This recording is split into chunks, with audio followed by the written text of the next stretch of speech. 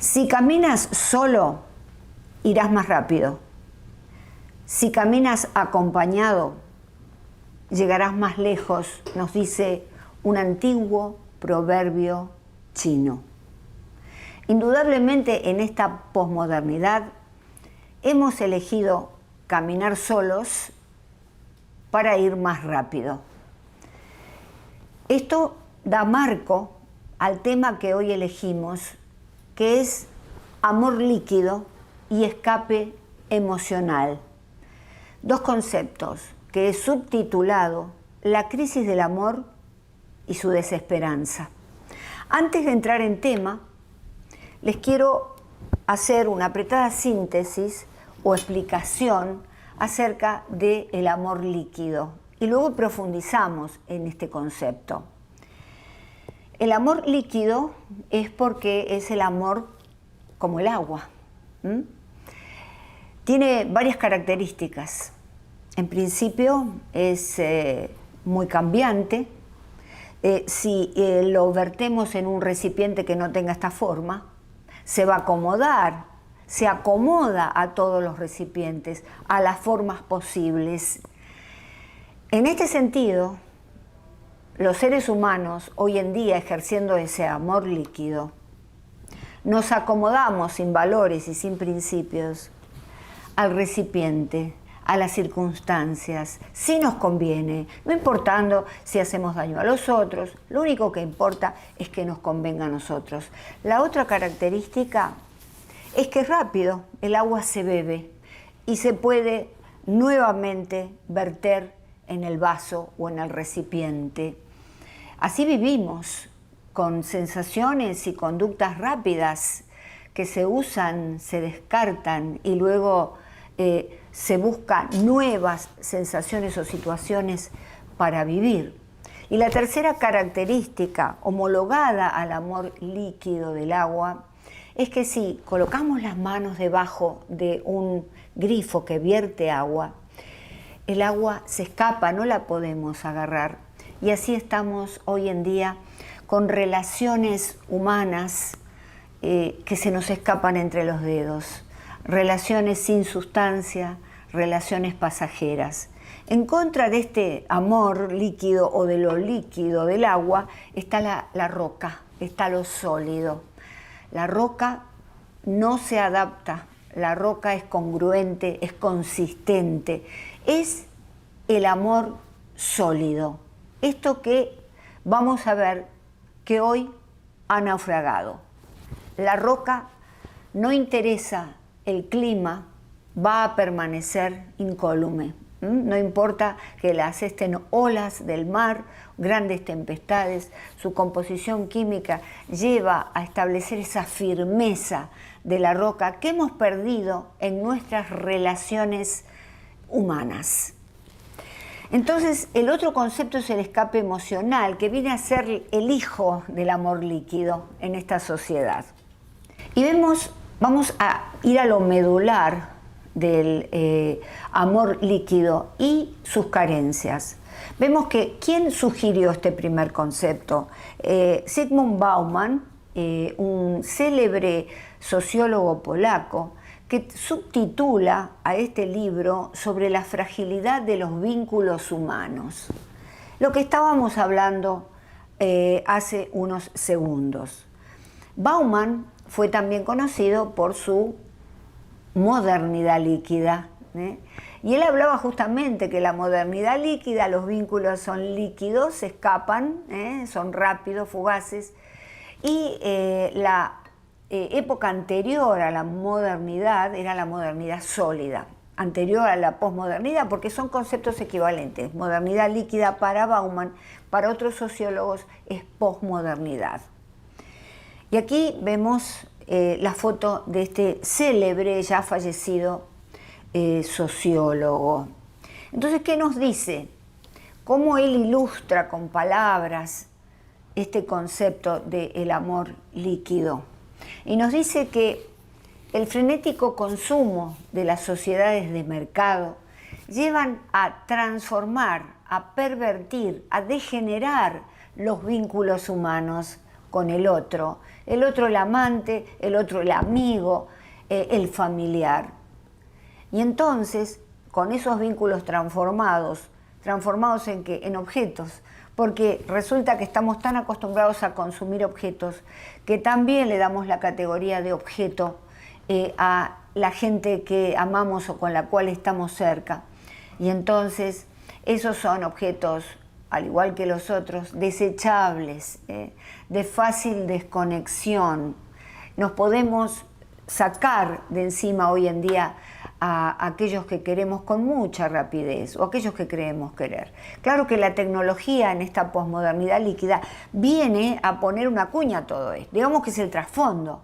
¿Por qué? Porque tenemos el botón de suprimir, de borrar, y entonces las relaciones ahora tienen una característica virtual que vamos a ver que no están de acuerdo con el diseño de nuestro cerebro. Entonces, ¿cuáles son las carencias? Y vamos a visitarlas. Antes de ello, me gustaría hablarles de otro gran sociólogo, profesor de la Universidad Complutense de Madrid, con 25 libros, con muchos premios, pero premios muy importantes, Enrique Gil Calvo. Y él quiere enriquecer un poco esto de Bauman, y entonces trae a sus comentarios un artículo de los amores líquidos, ahí está la referencia si lo quieren investigar, de Alberto Matamoros. Y Alberto Matamoros habla de estos amores líquidos, porque resulta que él dice, antes las mujeres amábamos sólido y los hombres siempre amaron líquido. Entonces la pregunta que debiéramos desarrollar en otro libro es por qué ahora las mujeres amamos también líquido. Entonces no hay esperanza. ¿Por qué?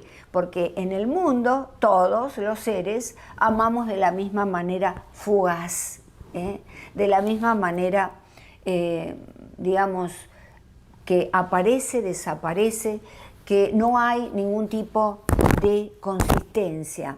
La consistencia y la congruencia de la roca ya no está en las relaciones humanas. Y ahora sí, vamos a las carencias. Vemos que una de ellas es que las relaciones irreales, son frágiles y poco duraderas. Las relaciones desde ya del amor líquido. Poco duraderas, frágiles, irreales hoy más que nunca, porque la mayoría de ellos se desarrollan a través de la virtualidad, a través de Internet.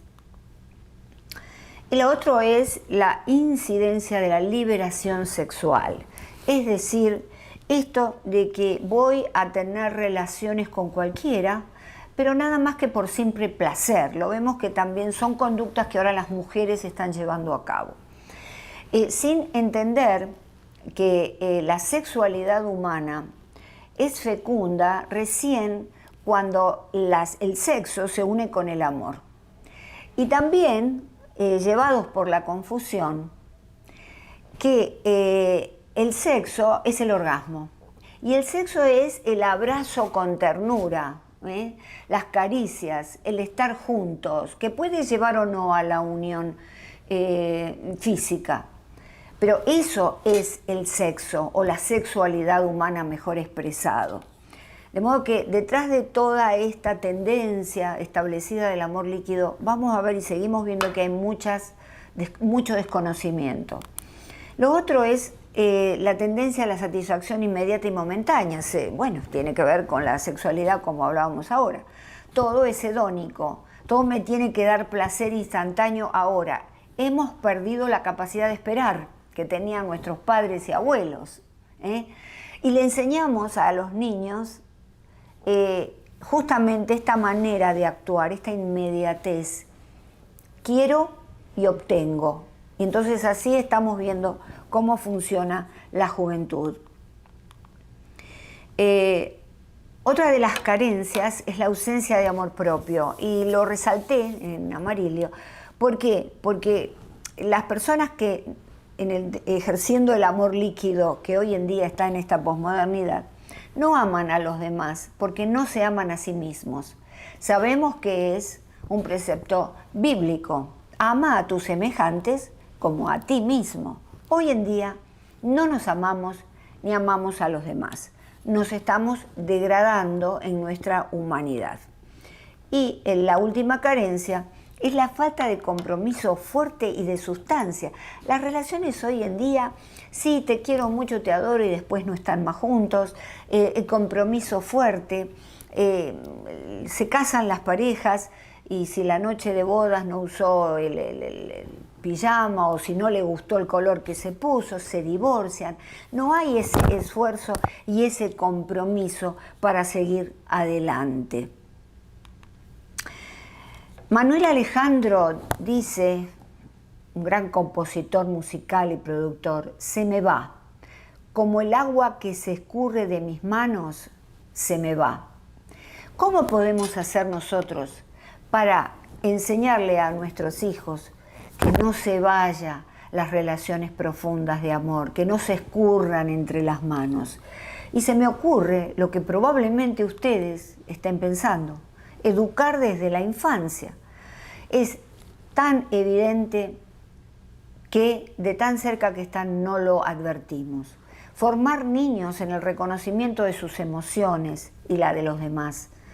Niños con alta autoestima, que se quieran a sí mismos, con seguridad, con responsabilidad y conciencia de la necesidad de crear relaciones profundas y duraderas.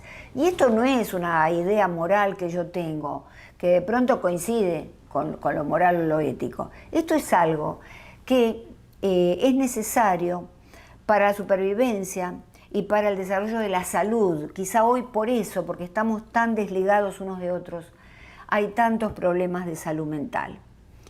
Entonces ahora viene el otro concepto. El otro concepto es ¿qué es el escape emocional? Y es un concepto, una conducta subclínica, aunque puede ser pasible de algún tipo de conversación, de terapia conversacional. ¿Qué es el escape emocional? Hijo del amor líquido. Y acá vemos esto, este señor está y ahora no está. Aparece y desaparece. Now you see me, now you don't, en inglés, ¿verdad? Es decir, son estas personas que aparecen en la vida con el ímpetu y el brío del amor y generan un compromiso y después desaparecen.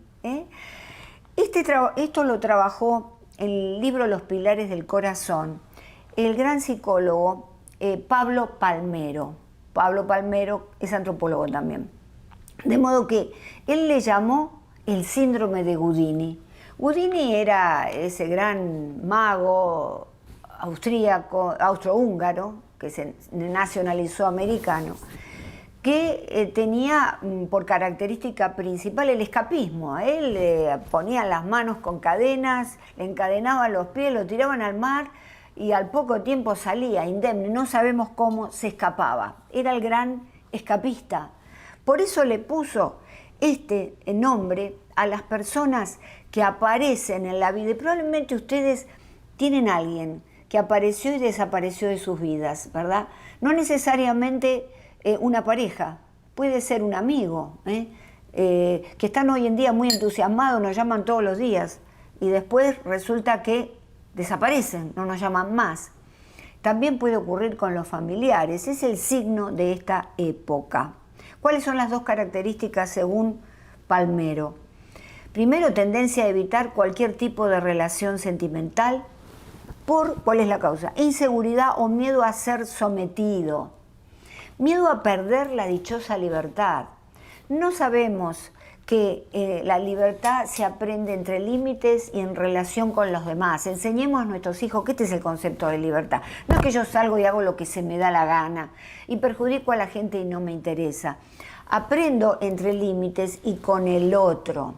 Porque hay dos tipos de dependencia, sana y patológica.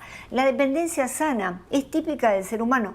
Tenemos que depender de alguien que amamos. Hoy en día las mujeres que se quieren liberar, entre comillas, ellas son independientes, ellas no dependen de nadie. Y es sano depender, la autonomía. Yo estoy no muy a favor de la autonomía, estoy a favor de la dependencia sana. Pero por supuesto, sin llegar a la dependencia patológica, ¿verdad? Que trae un sinnúmero de problemas de salud mental. Y la segunda característica de Palmero es que estos individuos que escapan así, generalmente son hombres, pero también puede haber mujeres, tienen una dificultad para mantener relaciones sanas y duraderas de amistad o amorosas. Tienen esta dificultad quizá porque tienen miedo, han sido heridos cuando eran muy niños y no quieren volver a ser heridos nuevamente. Quizá es esto lo que esté pasando. Y yo le agrego una tercera característica. Sustraen, privan a los vínculos humanos de la palabra, de la explicación amorosa. Porque si yo no quiero estar con nadie, no tengo por qué desaparecer. Lo llamo o vamos a tomar un café, esto es lo que sucede. La palabra digamos, como seres humanos, somos dueños de la palabra y fue dada para poder explicarnos, para poder decir que amamos o no, para expresar nuestras incomodidades. Entonces esto es un fenómeno psicológico y es un fenómeno social, es decir, es un fenómeno de psicología social que estamos viendo cada vez más y que está favoreciendo toda una serie de trastornos y vamos a ver más allá de hecho qué favorece. De acuerdo con Palmero, ¿cuáles son las 3 etapas del escape emocional? Primero la atracción, una atracción desenfrenada por esa persona, el auge sentimental, quizá el instinto, quizá la atracción física, prometen un montón de cosas. La segunda etapa surgen las dudas, porque claro, esa es una relación que no está bien cimentada, sino que fue llevada por una atracción, por algo instintual. Vienen las dudas, el retraimiento lento y finalmente el escape o fuga. Escapan y fugan sin explicación alguna, sin comunicación alguna. Vale decir, la persona está sentada en su casa esperando recibir el llamado porque quedaron en ir a comer esa noche, y la persona no aparece y no llama. Y nosotros llamamos a su celular y no nos atiende. Y llamamos al trabajo y no nos atiende. Ha hecho un escape o fuga. Pero no nos engañemos. Cuando ocurre la atracción y el auge sentimental, estos individuos están en fuga crónica de todo. Y entonces vienen corriendo. Ahí está. Vienen corriendo hacia nosotros, chocan con nosotros, como casi el choque de 2 estrellas, sacan algunas chispas, algún tipo de placer y luego se van para el otro lado. Pero no es que se detuvieron a mirarnos y se detuvieron a crear un vínculo amoroso con nosotros. Sencillamente son personas que viven en fuga, en escape, en fuga. Este escape emocional, Pablo Palmero lo llama escape sentimental. También se llama fuga emocional. Entonces, el amor líquido y el escape emocional debemos entender que nos llevan a la violencia y a la enfermedad mental. Y ustedes se preguntarán de qué manera, cuál es la relación, ¿verdad? Y entonces hay 2 aspectos a tener en cuenta que explican por qué llevamos a la violencia y la enfermedad mental. Una de ellas es la explicación de psicología social, psicosocial o sociológica. Entonces, en el pasado decimos que el hombre era cooperador. El hombre surge como humano, y digo el hombre porque es un masculino inclusivo, porque hombre desde la etimología significa humus, polvo, tierra, por lo tanto es sinónimo de humanidad, no es sinónimo de varón, no es sinónimo de lo masculino. Entonces, nacimos los hombres a la historia justamente cooperando. ¿Por qué? Porque nos dimos cuenta que había que brindarse al otro, había que abrazar al otro, había que contenerlo para ser abrazado, para ser contenido y para sobrevivir en épocas prehistóricas en las cuales solos hubiéramos perecido. Hoy en día también está la posibilidad en cierne de el peligro y la amenaza a la supervivencia, porque estamos siendo justamente individualistas. El individualismo es me miro yo y no miro a los demás. Vale decir tenemos que entender, junto con Ortega y Gasset, que decía, soy yo y mis circunstancias. Soy yo y mis circunstancias. Si no la salvo a ella, que está dentro de mis circunstancias, no me salvo yo. Eso es lo que tenemos que entender claramente. Encontrar un equilibrio y volver a la cooperación-acuerdos. ¿Qué es la cooperación-acuerdos? Cada uno de nosotros tenemos una pieza del rompecabezas social hacia el equilibrio, hacia cierto grado de paz. Y lo tenemos que ir armando. Por ejemplo, un ejemplo simple, salió una ley que va a prohibir que los niños de 16 años, menores de 16 años, tengan redes sociales. Entonces, se llegó a esta prohibición porque no hubo acuerdos sociales, porque los padres no supimos darnos cuenta de esto. Y no supimos hacer, digamos, ponernos de acuerdo con la escuela, con los estamentos del gobierno, hacer reuniones en las bibliotecas barriales. ¿Cómo vamos a solucionar esto? No lo hicimos. Entonces viene la prohibición. En psicología es mejor guiar que prohibir, pero digamos que a la vista de todos los acontecimientos negativos que están pasando a nuestros hijos, es mejor que aparezca una ley. ¿Por qué? Porque individualistas como somos, individualistas como somos hoy en día, no supimos ponernos de acuerdo. Y entonces nosotros estamos allí sentados o pisando nuestra granito de arena, con el cual podemos colaborar. Pues yo tengo alguna idea, ¿qué puedo hacer? Entonces voy y la comento en la ciudad y después la comento con los amigos. Esta voluntad de cooperación. Y acá vemos en la prehistoria, fíjense, unos están curando la piel de los animales, otro trae el animal, porque en aquella época había que unirse para no perecer en tormentas, en inundaciones, había que unirse para darse calor, para cómo armar una cueva, de qué manera, y esto lo hemos perdido. Como perdimos esto, estamos yendo hacia la violencia, porque en reemplazo de la cooperación está el individualismo y está la competencia cruel y desarraigada por completo de la condición humana. Viene la violencia. Como decía Jean-Paul Sartre, la violencia, sea la forma en que se manifieste, es un fracaso para la sociedad. Ahora desde las neurociencias. Las neurociencias nos dicen que el cerebro está diseñado para la cooperación. El cerebro es social, y lo dicen muchos investigadores. Uno de ellos, muy importante, escribe, no lo encontré en español, The Social Brain, Distributed Mind. Y el creador de esto es Robin Dunbar, que es justamente con dos colegas que habla sobre estas cosas que estamos hablando, de cómo el cerebro necesita de los otros para sobrevivir. Robin Dunbar, además, fue el creador del número Dunbar, es decir, de acuerdo con la capacidad de nuestro cerebro, la cantidad de personas que cada uno de nosotros puede llegar a tener para mantener con ellas relaciones de cercanía. Esto es un tema aparte que alguna vez vamos a hablar, porque el número Dunbar nos habla de 150 personas. Y ahí resulta un poco difícil de pensar en 150 personas cercanas.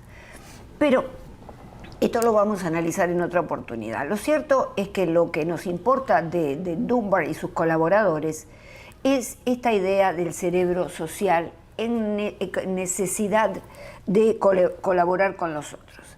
Entonces, ¿cómo sabemos que el cerebro es social?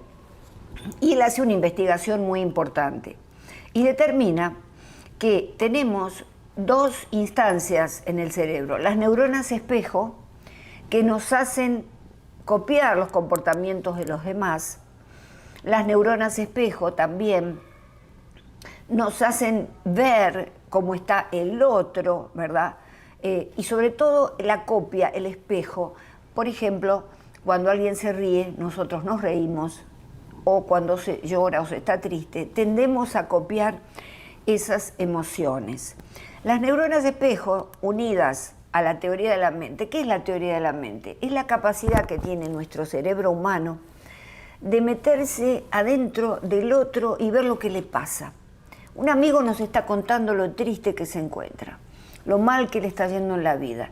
Y uno puede conmoverse con eso, es decir, puede llegar a sentir, imaginar. También, aunque no nos diga nada, podemos llegar a imaginar qué es lo que le está pasando. Y también a través de la teoría de la mente, imaginamos lo que puede pasar en nuestro mundo interno. Si sumamos estas dos instancias, nos da una capacidad fundamental humana, que se llama empatía.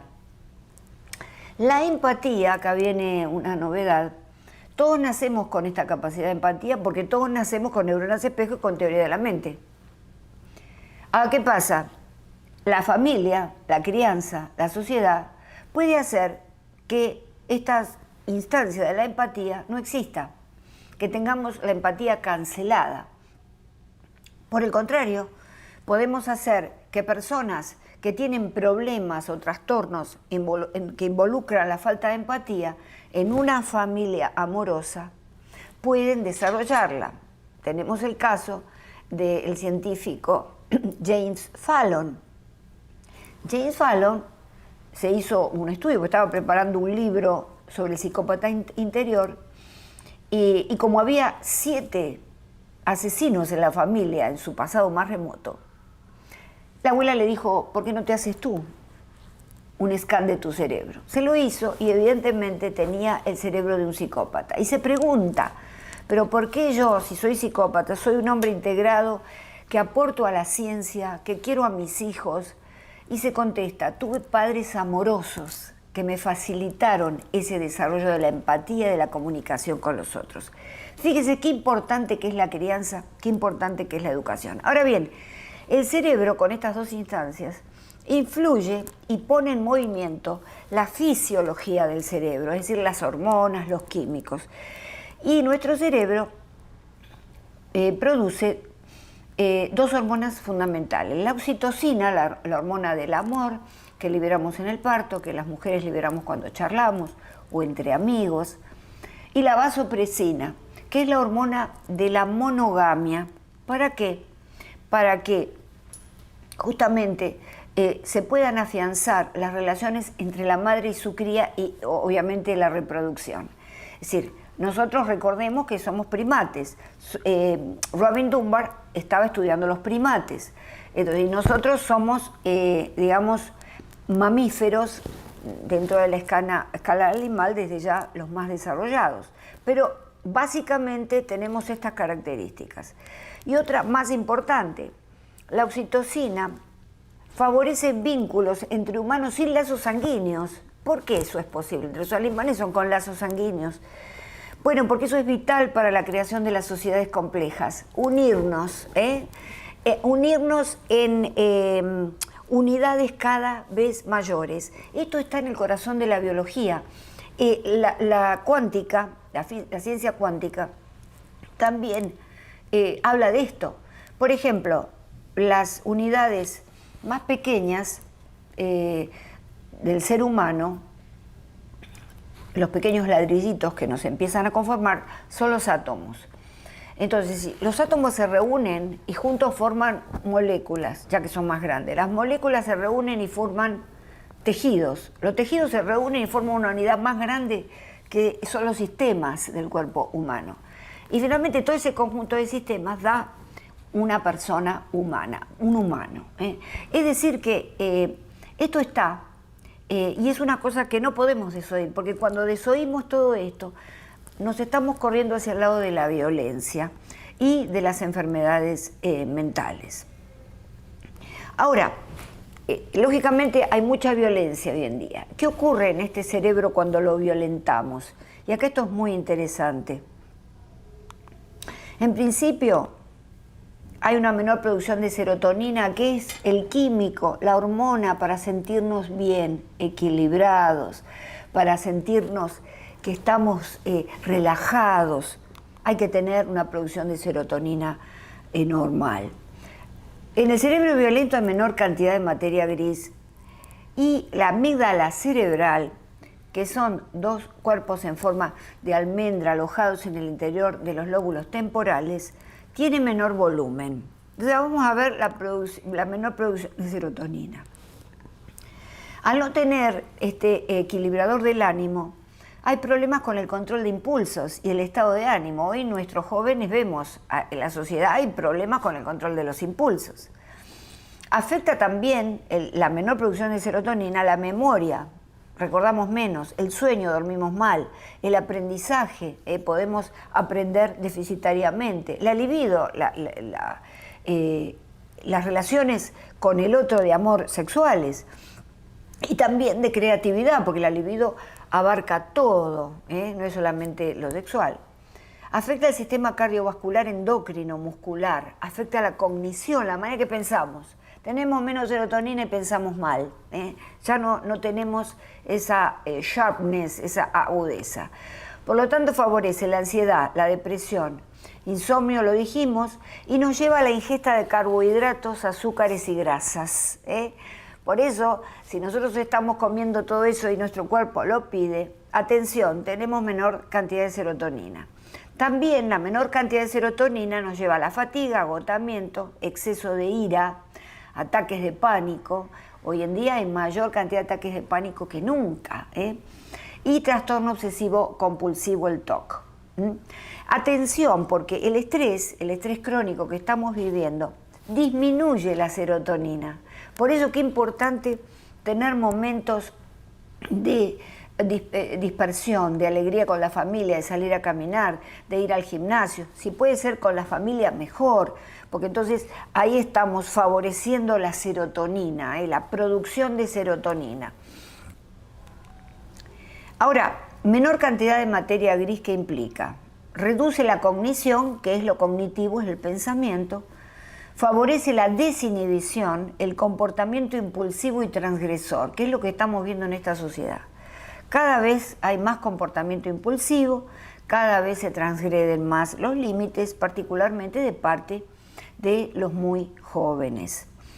Ahora, la materia gris, ¿qué es? Y acá vemos arriba un cerebro con un corte, como si lo cortáramos y sacáramos a la derecha, vemos una tajada. Y entonces, si nos fijamos, todo lo que es rosa aquí, en realidad es gris, es la materia gris. Y lo blanco, por supuesto, la materia blanca, la sustancia blanca y la gris están constantemente en conexión. ¿Por qué es así estos colores?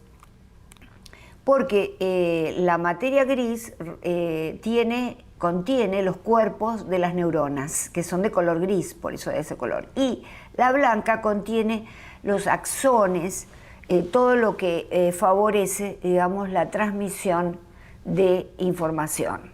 Y es blanco porque está cubierto de fibras de mielina que son de color blanco. La amígdala cerebral. Y vemos que esta amígdala, ¿qué es la amígdala? Es la central de captura de las emociones. Está en relación, si nosotros nos sentimos mal, si estamos amenazados, si algo muy trágico nos sucede, pues ahí la amígdala se enciende e inmediatamente favorece disparar ciertas actitudes con el cuerpo para huir, para atacar, pero también, como está conectada con el cerebro, nos facilita tomar una decisión adecuada. Pero resulta que una amígdala de mayor volumen nos capacita para un grado mayor de sociabilidad, cooperación y competencia sana en la sociedad. Cuando tenemos un cerebro violento, tenemos una amígdala de menor tamaño. En algunas estadísticas se habla de los niños que tienen, han pasado traumas, son maltratados por los padres, que a veces son los padres los que hacen bullying, no solo en el colegio, y tienen 12% la amígdala más pequeña. Ahí está, como información, ese pequeño órgano tan chiquitito y tan fundamental para el control y para la captación de todas las emociones. Entonces, hemos hablado de todas estas cosas, pero tenemos que ir a hacer unas diferencias importantes. ¿Cuál es la diferencia entre la fuga emocional y la fuga disociativa? Porque cuando yo estaba hablando de fuga emocional, a lo mejor ustedes, o alguno de ustedes, dice, bueno, pero si a mí me pasó, el tío de pronto, que estaba bien con la esposa, salió, dijo que iba a ir a comprar cigarrillos y no volvió por 3 meses, por 2 meses, lo tuvimos que buscar, lo encontrar. Y uno, ¿eso es escape emocional? No, hay que hacer la diferencia. El escape emocional, la fuga disociativa, mejor dicho, como está descrita en el DSM en su versión 5, el manual donde están, categorizadas las enfermedades mentales, y es un manual para psicólogos y para psiquiatras. Esta va también fuga psicógena, porque el origen es psíquico. Una persona bien integrada al hogar y al trabajo viaja repentina e inesperadamente hacia otro lugar o ciudad sin saber explicar el porqué. Pierde su memoria autobiográfica, siente confusión sobre su identidad y puede asumir una identidad nueva. Como no tiene grandes síntomas floridos, originales, la gente no se da cuenta, ¿no? Y de pronto esto fue una fuga disociativa que puede durar unos días, meses, puede durar inclusive 1 año, 2 años. Va a depender de que tan pronto se encuentre a esa persona. Y ahí tienen aquí la Asociación Española de Neuropsiquiatría, el volumen 31, número 4, donde aparece toda esta descripción de lo que es la fuga disociativa. Entonces ahora vamos a empezar un análisis de filigrana. ¿Qué es la disociación? Y la disociación es la desagregación de algo que estaba agregado e integrado como parte de la unidad mental. Entonces yo traje esta matrioska que me sirve para dar muchos ejemplos, y entonces vemos que esta es una unidad. Pero de pronto a esta unidad le saco una pieza, algo le está faltando. Y entonces ocurre la desagregación. Algo que formaba parte de una unidad ya no está. En este caso es la conciencia de sí mismo, es decir, está nebulosa de no saber en efecto quién es. Y es una defensa contra experiencias traumáticas, que pueden ser experiencias traumáticas de la infancia o presentes. La fuga disociativa forma parte de los trastornos disociativos, que son 4. La amnesia disociativa,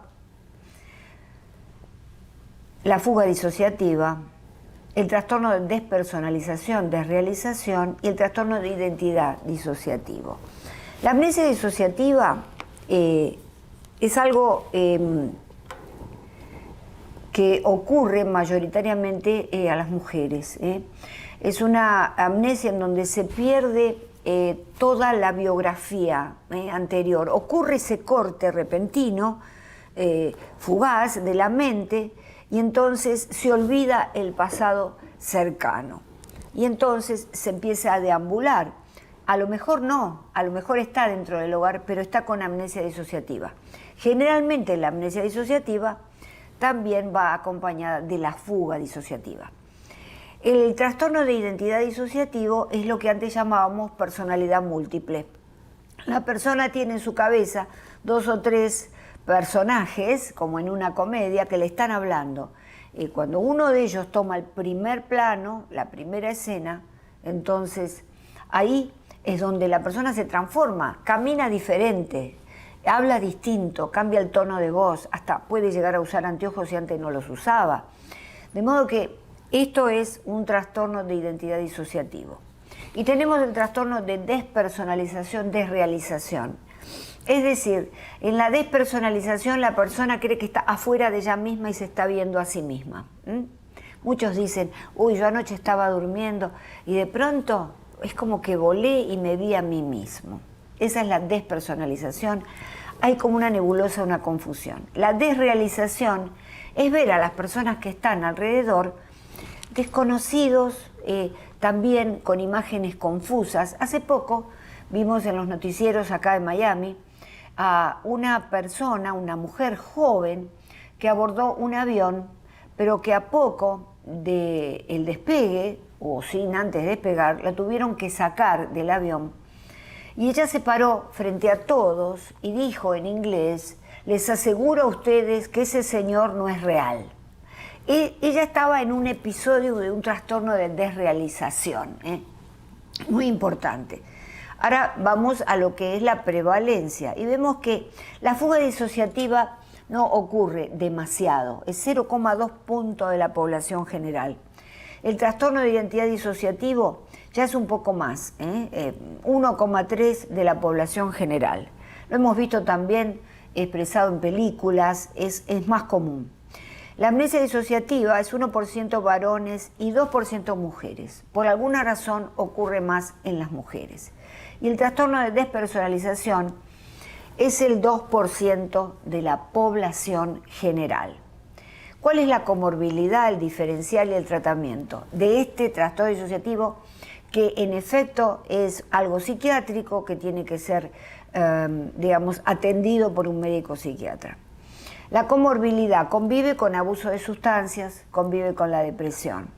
El diferencial lo tenemos que diferenciar cuando hacemos el diagnóstico del abuso de alcohol, de episodios psicóticos, maníacos, de enfermedades neurológicas y de la simulación, que es un caso muy particular que va a tomar centro como tema para la próxima conferencia, que se va a llamar simulación y engaño. Pero ojo, todo esto para determinar que es una fuga disociativa, esa fuga no se tiene que explicar por ningún problema neurológico, no se tiene que explicar por una amnesia neurológica, por ejemplo, que es diferente. La amnesia disociativa, hay mayor pérdida de datos, diferente de la amnesia, neurológica. Entonces no se puede de ninguna manera explicar por una enfermedad, por un tumor. La persona está bien, entonces se concluye es psicógeno, el origen es psicógeno, no es mórbido de una enfermedad. Y el tratamiento, por supuesto, psicoterapia, fármacos antes de la consulta para poder hablar o entrar en relación terapéutica con el paciente. Funciona bien la hipnosis y un ambiente de apoyo familiar y también terapéutico, porque el terapeuta, como digo siempre, tiene que ser una persona muy humana, una persona con mucha empatía, para que pueda transformarse en una pantalla en blanco en la cual el otro proyecta todos sus problemas. Es alguien que tiene que absorber, que tiene que comprender. Entonces, hemos hablado de lo que es el amor líquido y el escape emocional. Y por supuesto le di el costado de la diferencia con la fuga disociativa para evitar cualquier inconveniente o cualquier confusión que ustedes puedan tener. Los invito para que investiguen el tema. Estas conferencias son de origen divulgativo, si les interesa, o que consulten con un profesional de la salud mental en caso que estén viviendo algo parecido. Y por último, de nuevo, la primera lámina: si caminas solo, irás más rápido. Si caminas acompañado, llegarás más lejos. Tratemos, conociendo todas estas cosas, de caminar acompañados para llegar más lejos. Hasta la próxima.